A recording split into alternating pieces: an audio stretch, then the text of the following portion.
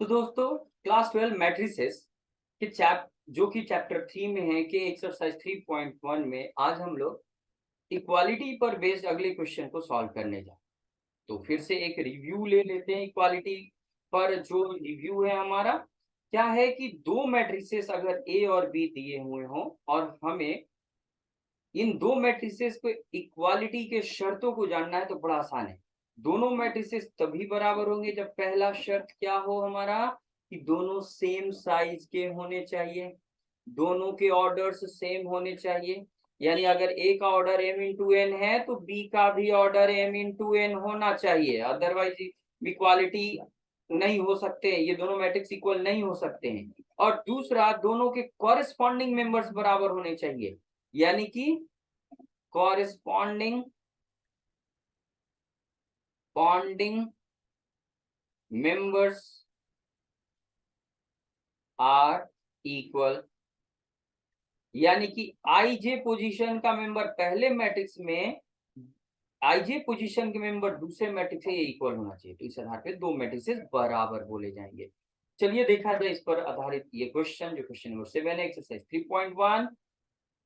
हम इक्वालिटी के इस शर्त को जान चुके हैं, दो मैट्रिसेस बराबर होंगे अगर उनके साइज बराबर हो और कॉरेस्पॉन्डिंग मेंबर्स बराबर। तो इस आधार पर अगर हम इस क्वेश्चन का सॉल्यूशन लिखें तो क्या आएगा सॉल्यूशन देखा जाए। पहले तो इक्वालिटी दो मैट्रिसेस जो इक्वल दिखाए गए हैं उन्हें नोट कर लें। हम सॉल्यूशन में जब भी सॉल्यूशन लिखते हैं तो जहां से स्टार्ट होना चाहिए उसको पहले लिखते हैं और उसके बाद से अपना काम शुरू शुरू करते हैं। तो ये हमें दे रखा है दो मैट्रिसेस बराबर, दोनों का साइज इक्वल दिख ही रहा है। अब इक्वालिटी ऑफ मैट्रिसेस की परिभाषा से दोनों के कॉरेस्पॉन्डिंग मेंबर्स बराबर होने चाहिए, यानी पहला मेंबर पहले के बराबर होना चाहिए। अब देख लीजिए यहां हमें ए बी सी डी का वैल्यू निकालने के लिए कह रहा है। ऊपर क्वेश्चन में find the value of A B C D, इस इक्वेशन से हम जब यहाँ इक्वालिटी ऑफ टू मैट्रिसेस का आइडिया यूज कर रहे हैं तो कॉरेस्पॉन्डिंग मेंबर बराबर होने का जो आइडिया है उसके कारण ए माइनस बी माइनस वन हो गया। हमें ए और बी यहाँ अलग नहीं मिले, मिलकर आए हैं, इसलिए इसको नाम देना पड़ेगा ताकि इस पर आगे काम किया जाए, क्योंकि हमें ए अलग बी अलग सी अलग ऐसे पता करना है।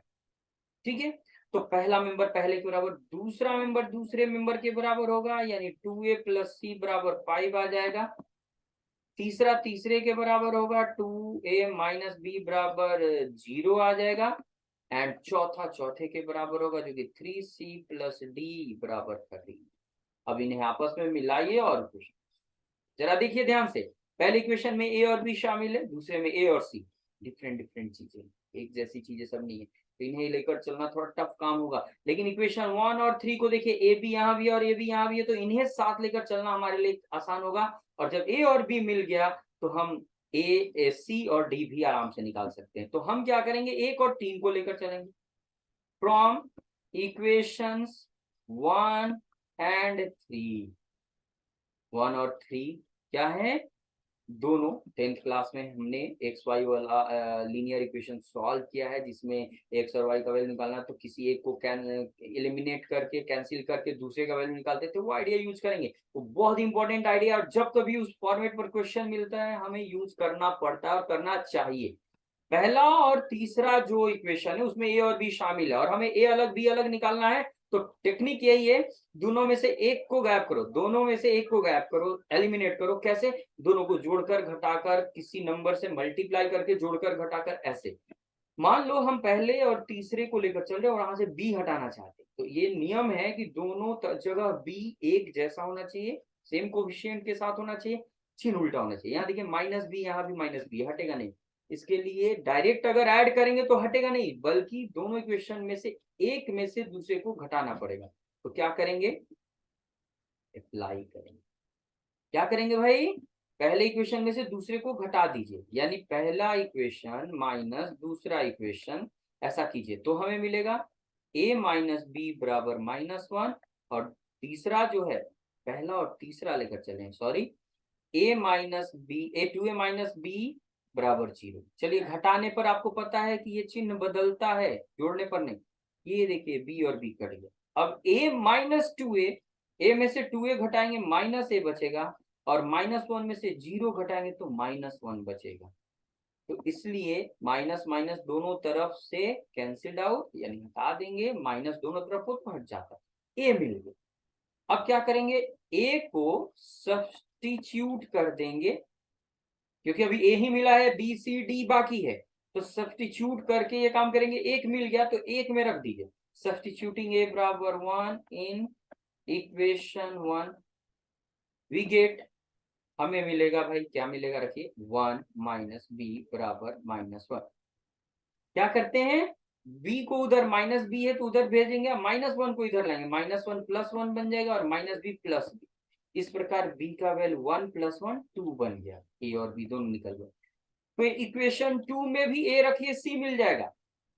सब्स्टिट्यूटिंग a बराबर 1 इन इक्वेशन 2 वी गेट, हमें मिल जाएगा क्या बंधु, 2, a की जगह 1 रखने पर c बराबर 5, सॉल्व कीजिए, 2 × 1 2 होगा और 2 को उधर ट्रांसफर कर दीजिए, 5 - 2 आएगा और ये 3 दे देगा।